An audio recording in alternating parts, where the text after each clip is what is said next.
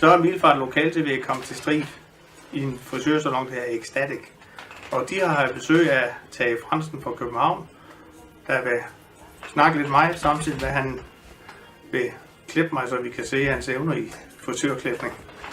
Så nu må vi se, hvad det andet ender med.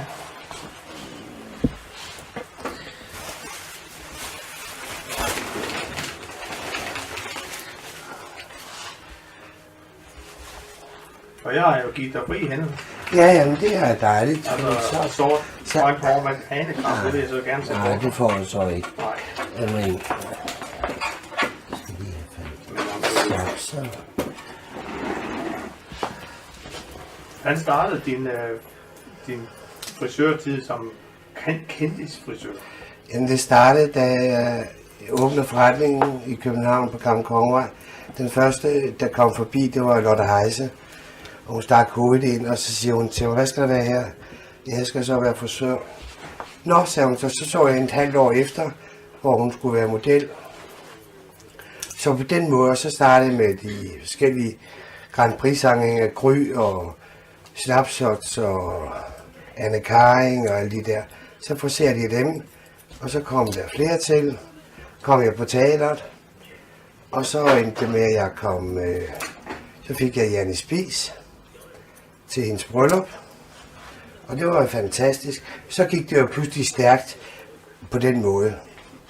Ja. Men du har stadigvæk kunder, som ikke er i kendisrækken? Ja, og gud, alle er velkommen. Ja. Uanset for dem. Altså, jeg gør ikke nogen forskelsbehandling på nogen kunder. Det eneste, altså, hvad skal man sige, jeg holder sådan meget tingene til kroppen, altså, om det er dig, der fortæller mig noget, så er det ikke nogen andre, der får det at vide. Og sammen med, hvis det er kendiser, hvis der er nogen, der ringer og spørger, har den været, der kommer den i dag, der siger jeg blankt nej. Fordi de skal ligesom have lov til at være i fred, og jeg skal heller ikke gå med slager. Nej. Der holder jeg virkelig meget skarpt.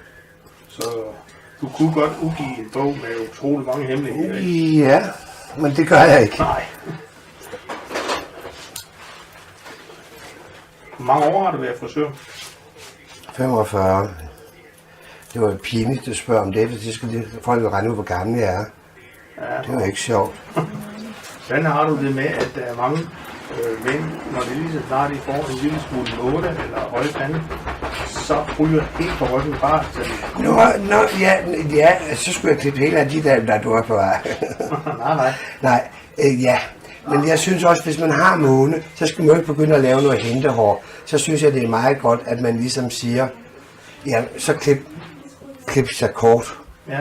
Fordi så ser man ikke, og mange mænd har jo faktisk et meget flot baghoved, i stedet for at de laver de der mærkelige ting, hentehår og alt muligt. Det er ikke pænt i hvert fald. Nej, altså hentehår er jo ikke pænt, men på den anden side set det der med, at man i panikkens tegn for at undgå at vise gammel, så bliver de bare kroner. Jamen jeg synes også stadigvæk, at det er ligesom nu for mænd, de klipper sig ikke så korthåret mere. De vil gerne have hår på hovedet igen, ja. Men at de klipper sig kortere, men alligevel, selvom de er skaldet heroppe i isen eller høje tændinger, så klipper de sig bare kort, sådan ligesom at det falder ind til, ikke? Ja. Altså ellers nogle af dem er så også farve, ikke? Altså at se det hentehår i sigevind, det er altså også lidt morsomt at se. Jeg har også en kunde, hver 3-4 uge, der ved jeg, der ser han i stolen, for han har en længde, og den længde, den holder han. Og det er meget vigtigt for ham, altså. Det er nu på grund af det business, og det er fint. Han ser sådan ud, og det har han gjort i alle de år, 25 år, jeg har klippet ham. Ja. Og det er også lidt morsomt, men faktisk en meget flot fyr. Men han har en frisør, men smart klippet. Ja, var du frisør i den gang i 70'erne, hvor der stort set bare skulle være langhåret det hele? Jeg har været igennem hele turen. Jeg kom i lære i 62. Ja, med franskbrød over. Ja. Var der franskbrød i? Nej, jeg har i hvert fald aldrig lavet. Jeg kan godt sagtens knalde det op til højt hår uden at komme noget i. Ikke engang vand. Nej. Men der er... altså... Og så laver tiden, den kører hele tiden i ring. Så er det den frisør, men så er det lavet et finish om på nogle ting, ikke? Så er der knuder i nakken igen, men de knuder er lidt skæve og meget flotte friseret. Hvorhen, førhen i tiden, der er ligesom Jamen, der var den knude i nakken bare, ikke? Ja. Men så, det hele tiden blev moderniseret og moderniseret. Og det gør alle frisyrer jo. Alt. Og når man også tænker på nu, vi taler om kvinder, som jeg synes mange gange man glemmer, det er de voksne kvinder, de ældre damer, som man kan sige. Der synes jeg mange gange, at man har glemt dem. Ligesom jeg siger, der er de bare blevet permanente bumfærdige, sådan så ser de ud. Men det gør de jo heller ikke i dag. I dag er de jo også smart klippet, og nogen har lidt krøl i, men ellers er de smart, synes jeg, de ældre, og det skal de også være. Har du været med til at farve de gamle damer lille? Ja, dengang, ja. Det var ja. sindssygt. Eller blå dråber i håret. Er det ikke, var det ikke... Det var fantastisk. Ja, men hvorfor fik de den idé? Fordi man skulle tro, at det var ungdommen, der lavede mærkelige hårfarver. Ja, men jeg synes, det var en skrækkelig farve. Ja, der var sådan nogle suffrageflasker, eller hvad var det, I kaldte det dengang, som vi kom i håret, ikke for det gav den der lilla, eller ja, det var også en rosa, tror jeg, man kunne få i. Det var forfærdeligt. Men det var smart. Det. Hvad er den vildeste frisyr, du har lavet? Den vildeste? Ja. Okay. Den vildeste, jeg lavede, det var engang til en forestilling, ikke til en forestilling. Det var en forestilling, der hed Højt Hår på ABC-teateret. Det var Stiers selv. Ja, og så blev jeg provokeret af ved, at forestillingen hed Højt Hår til Fransen gå home. Så tænkte jeg, at de skal fandme ikke skrive, at jeg skal gå home.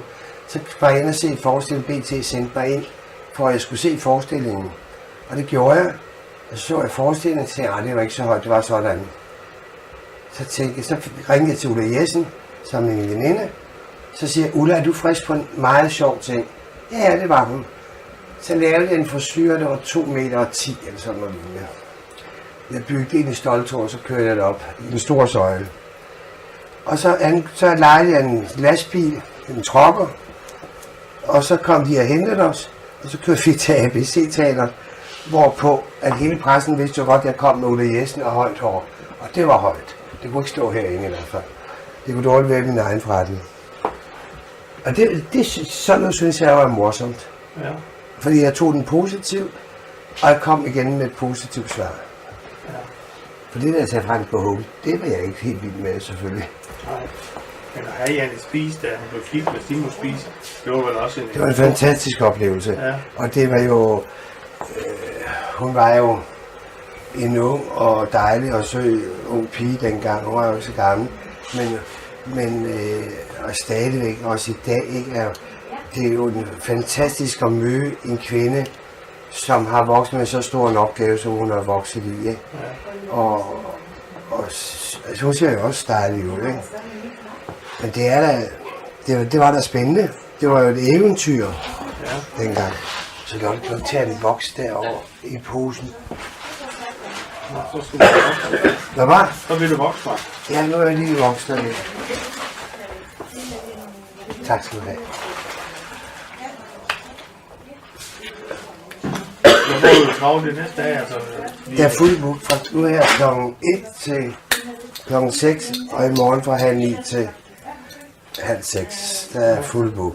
Så er du godt træt bagefter. Det er jo også hårdt at stå op hele tiden. Jo, men altså, det er jo værst for ens ryg, og det kan jeg godt mærke efterhånden. Ikke? Ja. Det gælder om at finde de rigtige fodtog. Jeg har nu at stå i 8. Ja, også det, og samtidig med, at det også har noget med at gøre med at stå rigtig på sin ben. Ikke? Ja, det er godt. Nu har jeg så ingen briller på, så jeg Nå, du kan ikke se. Jeg har en synsfelt på cirka en meter. Det er ikke rart. Ja.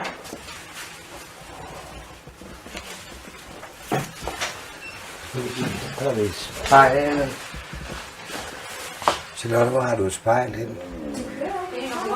Nå, det gør det jo også det. Men det fik du også så fancy. Jeg er jo gammeldags. Der har du til at hænge på væggen derhjemme. Ja.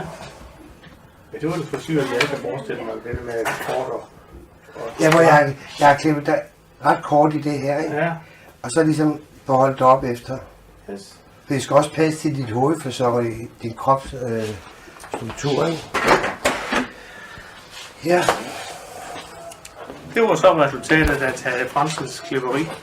Og Det må jeg sige. Selvom det måske ikke pyntede, men det blev da nok lidt kønnere, end det var i forvejen. Tak.